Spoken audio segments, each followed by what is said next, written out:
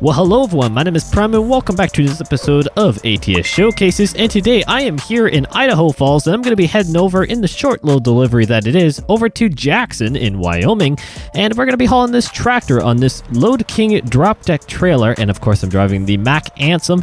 It has been a little while since I've driven the Mack Anthem, so I decided to give it another shot today, and of course did a nice white paint job, or white-ish. I guess it's got a little bit more of a pearly color, but I guess that's up to your discretion. But I did the all aluminum drop deck trailer by Lode King, if presuming you have the Lode King trailer pack DLC, and I thought it was going to be a really good delivery. We got quite a few things to talk about, so I'm just going to go ahead and jump in this Mack Anthem and get rolling. Hopefully everyone is doing well. I certainly am. It's great to be back here in ATS doing another showcase. Obviously it's been I guess a week or so, or I guess a little bit farther since then, but whatever. It's great to be back here in ATS. I always love doing ATS showcases. Same with ETS2. Got to go back because we got some great news over there as well. So hopefully within the coming days we'll have an ETS2 showcase out and about. But I wanted to come here on ATS because we've had quite a bit of news here on ATS when it comes to the future updates. And the first thing, which I never thought I'd be actually saying already, and I actually want to go right here. I don't want to put my left indicator on. First thing we got to talk about is update 1.45. Yes, you were hearing me correctly. I cannot believe that I am saying 1.45 already, considering 1.44 just released a few weeks back now. Yeah, 1.45 people is already in the talks, and it is looking like it could be a very exciting episode, really exciting update, considering what the first blog post was. So it was on the introduction of the US Route 14 and the city of Cody. Now, for those who don't know, both US Route 14 and Cody really are known as the entrance and I guess kind of the main road into and through Yellowstone National Park. And what do people maybe not know about Yellowstone National Park? It is right up in this beautiful area in here. And what is this state right above here? That is Montana. Now, why would they be doing an introduction over in this area, an expansion and kind of the gateway, so to speak, into Yellowstone National Park, if there wasn't going to be any other roads and a reason to be going up into this area other than Montana? Now, I guess this is technically speculation. I don't like doing it, but it's a really solid kind of explanation on 1.45 is most likely going to be the update where Montana is introduced in the game. It's going to be most likely the release date, or the release update, I should say, for the DLC.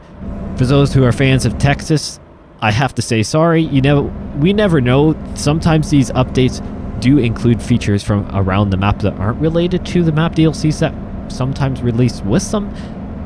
But considering what some of you actually pointed out in a few of my recent videos, that I think it was in an SES Software live stream, now don't quote me on this, that they did mention or leak that Montana is now the one coming first and then Texas is coming later.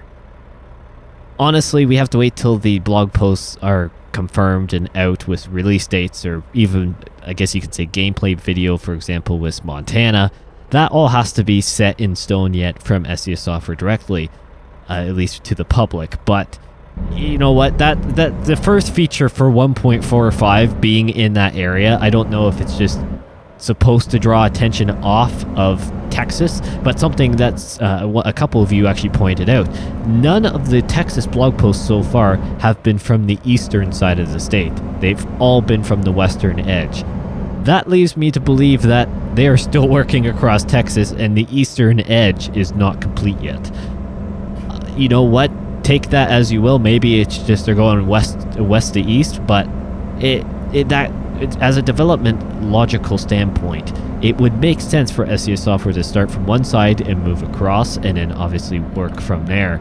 But you know what? It's something that we got to just kind of wait and see how it all turns out. But talking about Texas, we do have, we actually got within the last couple days a very interesting blog post, and it was actually on the water towers or water tanks, I guess it was formerly called, the blog post there.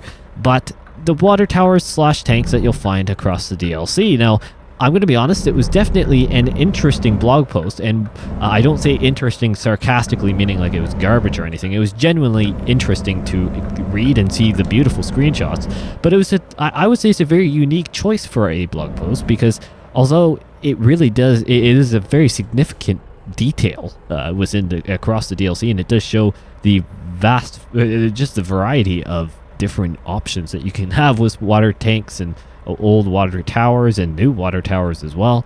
It was an interesting choice to show off some of the different areas. Yeah, I mean, there are some pretty iconic names, I believe, shouted out in that Texas blog post there with the water towers, a couple town names itself, and some of you could probably pick out some of the other areas of possibly unconfirmed cities. But you know what? It is really cool to have just a Texas blog post in general, and although maybe it's a little bit different, quote unquote, than what we're used to, and maybe some people would question, is it really that important to know about the water towers? It's not really anything game related, quote, or so to speak, when it comes to how we're going to be driving around. It does add to the charm, because a lot of Texas is known for these big water tanks, considering parts of Texas don't have a whole lot of water in them. But you know what, it's definitely an interesting thing, and it is good to see blog posts both on Montana and Texas side. But we have had more recently, at least, definitely more on the Montana side, which the other thing we had was the water bodies, another water theme here, for Montana DLC. Now this blog post definitely added or gave us a really great look at the environment and some of the beautiful areas that are coming to with the DLC. Although Montana is definitely quite spread out in when it comes to population and various things like that, it is still a really nice state, and one I think a lot of us are going to really look forward to driving throughout, because there's going to be a lot of nature, something I think is going to really show off the beautiful details that SCS Software put into these new DLCs. But considering, well, first of all, the national parks, one being Yellowstone, just the name, just one off the top of my head. We've got many different areas in Montana that are gonna really show off the beautiful landscapes that, well, one, that are in real world that can be kind of put into and implemented into a virtual world, let alone just show off the quality that SCS Software operates at. And I think it's going to be a really interesting DLC to have. Even it is a decent sized state as well. Like, it's no slouch of an area, so it'll be interesting to see how many cities and towns get brought in. And that would be the other thing. Things are going to be spread out more, and although there are highway systems throughout Montana, don't get me wrong, it's definitely not maybe known more for the massive interstates, and I may be completely wrong, but I definitely don't know of a lot of the iconic, massive, wide lane interstates that could be in Montana. I don't think they really have a ton of that, because the population is so spread out, and, well, there's just not as many people there to begin with. So why do you need an 8-lane wide highway for not too many people? Now, there probably is an 8-lane wide highway in Montana, and I'm just sounding like I have no idea what I'm talking about, which is honestly true. But nonetheless, I think Montana will probably have a lot more roads like this. Definitely smaller, and probably even just 2-lane, even smaller than this. Something with just a lot of nature, lots of farmland, trees, mountains, whatever it may be. I honestly am looking forward to the DLC a lot, and judging by the water bodies, we've got dams, we've got rivers, we've got lakes, lots of amazing content to be able to see, and it does just show the nature, quote, no pun intended, of the DLC. Well, there's a combine in the field. Cool. He's not moving, so he must have ran out of fuel, but anyways, point is, I am looking forward to Montana and Texas, of course. But I think Montana, because of the water bodies DLC, I believe there was at least one screenshot that showed off a little bit more of a smaller town along a river's edge. I am really looking forward to some of those viewpoint features in both DLCs, of course, but I think some of these areas in Montana are going to give off beautiful cinematics. And it's something that I am really looking forward to, either doing it in deliveries or the first look cinematic tour that I always do with the new map DLCs. That is something that's going to be absolutely incredible to record and watch back, and hopefully you guys will enjoy it as well. But I mean, if we can look forward to anything like this, driving through the countryside, seeing these beautiful areas in the map, just soaking it all in, driving with our trucks, albeit it's virtual, I honestly think if we can get anything close to what we have here in Idaho, what we have in Wyoming, Colorado, just to name a few, that is definitely a win in my books. Doesn't matter if it's not Texas to me, even though Texas has definitely been in the spotlight for the upcoming news a lot longer. A map DLC to me at this point is a map DLC. Obviously they have all their benefits, I guess you could say, from just the geographical area, but the benchmark just keeps getting thrown above, up and up and up. SCS Software just keeps raising the bar every DLC. I honestly don't know how they can get much better from this, but I mean, they somehow surprise us every time, and I am always looking. I always look forward to a DLC, and I'm obviously going to be getting any DLC that comes out anyways, but so that I guess doesn't really change my thought on if it's, I guess that kind of hampers, I guess I should say, my thought on if I should just purchase one or not, because ultimately I'm going to be showcasing them all anyways, so why would I really, I guess, pick and choose my favorites? I definitely have ones I lean towards, I guess, arguably. Some of you may be able to go back in my ATS showcase line and actually see the states I generally try to stay around, albeit it's pretty easy. It's just the new ones. It's simply the new ones. Any of the new DLCs, any of the new sections of the ATS map, I generally try to drive a bit more, because especially for those newcomers for American Truck Simulator, this is really what you should be looking forward to. And I guess now with the revamp process that SCS Software is going through, which is free, which I do appreciate, by the way, it is definitely kind of bringing the rest of the states back up. So once California is completely done, it is going to be game-changing when it comes to doing full coastal routes. Like, I'm going to open up the map here. Once California is done, we'll be able to go from, for example, down in San Diego or Yuma, all the way up to Bellingham or Port Angeles, and that is all great quality DLC, I'd have to say. Oregon is amazing as well as Washington, so I'd be happy doing a full coastal route at that point. But the problem is right now, and I say problem, take it with a grain of salt. Oh, that I can bypass the way station. I want to continue on this thought while I'm at it. I guess quote-unquote problem right now is that it's such a dramatic change when you go from Washington and Oregon to California. It's as simple as that. It's unfortunate, but it's the way it is, because at the time, the California and I guess Nevada and Arizona, or at least sections of Nevada and Arizona, that was the quality it was, and it was amazing at that point. But things have evolved. SCS Software has taken a major stride when it comes to quality, visually and performance-wise as well, with the added details. So it's one of those things where you kind of have to, I have to balance it, because it does, all due respect to the current California, or sections of current California, it definitely gets a little lackluster when you're driving through it, because it gets a little monotonous. You start to really see the cut and paste, or copy and paste, so to speak, aspect of the DLC, although it wasn't necessarily like that. A lot of the assets are just the same. A lot of the roads really look the same. There's not very much camber on stuff. There's just not a whole lot to it, honestly. It's not as lifelike as this. This just seems like I'm driving in the real world. And I'm not even running very high quality equipment, so I'm not running 4K. I'm not running the ultra graphics, so I can keep stuff smooth generally. But you know what? It's very impressive for what it is, and these new DLCs just add so much life to the game. And that's why I like to showcase them, and I like to do these deliveries, whether I'm showcasing a mod, a new DLC, a new expansion, a new truck, trailer, or just doing a delivery and calling it a showcase.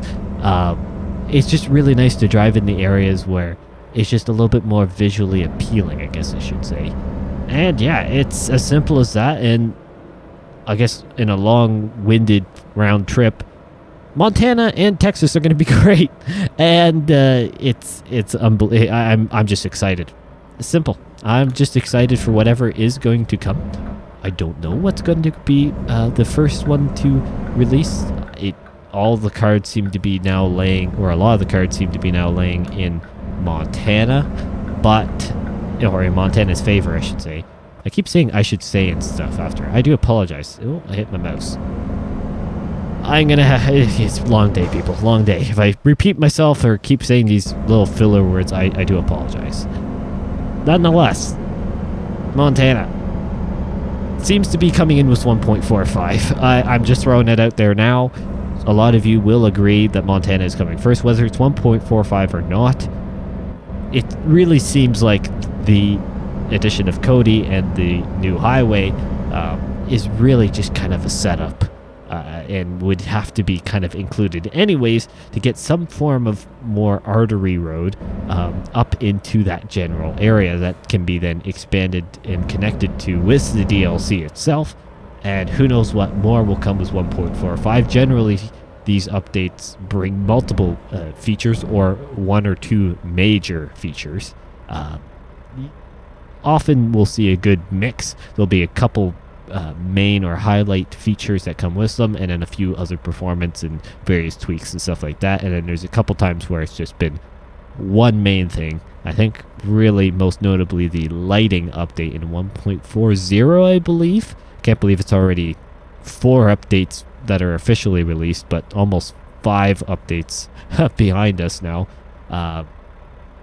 But yeah, that was, I believe in the 1.40 update, it was really just the lighting change and then a few other little tweaks. But saying that, it revolutionized the way we look at American Truck Simulator. Same with ETS2. A lot I say applies to ETS2 as well. But yeah, it is definitely an impressive feat of virtual engineering, these games, and SES Software do a great job. And honestly, whatever comes, and I'm going to be happy just to have a new DLC. I think that's something a lot of us can agree at this point. Having just new territory to roam is sometimes better than one or the other. I know there's some that really want one or the other because, you know, you're from, for example, Texas, or you're from Montana, and you really want to see how it compares, and rightfully so. I do not blame you for that, but honestly, for me, I'm just looking forward to whatever comes, and I'm looking forward to kind of seeing the diversion, or the diversity. It is the correct word. Diversity within the DLCs, and what actually, what kind of features you can see between them. Now, when we have both of them, it will be really easy, but even from, for example, the Wyoming DLC, just having the comparison with, let's say, Montana comes next. Having Montana versus Wyoming and seeing if there is a significant detail quality, that would be pretty cool to be able to see firsthand. And it will be really cool to see firsthand because ultimately we know it's going to be at least, at very minimum, say on par with Wyoming. I couldn't see it being anything less. Honestly, though, we have to find out and see what it's going to be. But Montana and Texas are both shaping up to be amazing DLCs. Lots of work is going into them, that's for sure. And I'm just going to hope that 1.45 does bring a map DLC along with it, kind of pulls it along in the production chain. I'm sure it will. We're going to have to see. Looks like we're finally in Jackson. Finally. I wasn't driving too hard this delivery. I mean, it's definitely on the shorter end, I guess you could say, distance-wise. But it's nice, simple roads for us to drive, and if I don't drive it hard, keep it more realistic, really, on how I drive. I'm not an aggressive driver whatsoever. But it really is just kind of nice to kind of do these, well, in this showcase, an afternoon delivery, and just kind of do a nice chill drive, chat out some features that are coming, do the typical Prime long-winded explanation for a few things, and just relax and just enjoy the delivery. I may actually do in the coming episodes at some point try and quote-unquote ASMR trucking video where I don't do any commentary, just the beautiful sounds of ATS, or one with a sound mod, either way, and just give her a try with that.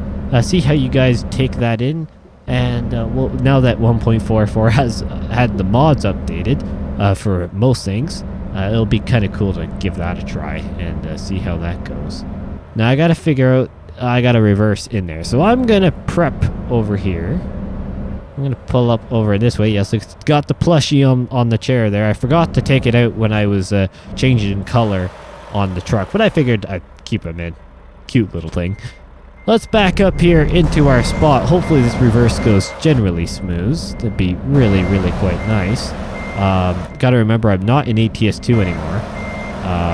Hopefully that trailer is rotating quite nicely. I'm keeping it a little close on the fence line there. I think a little close is an understatement, but we are past it now, so I can crank it around.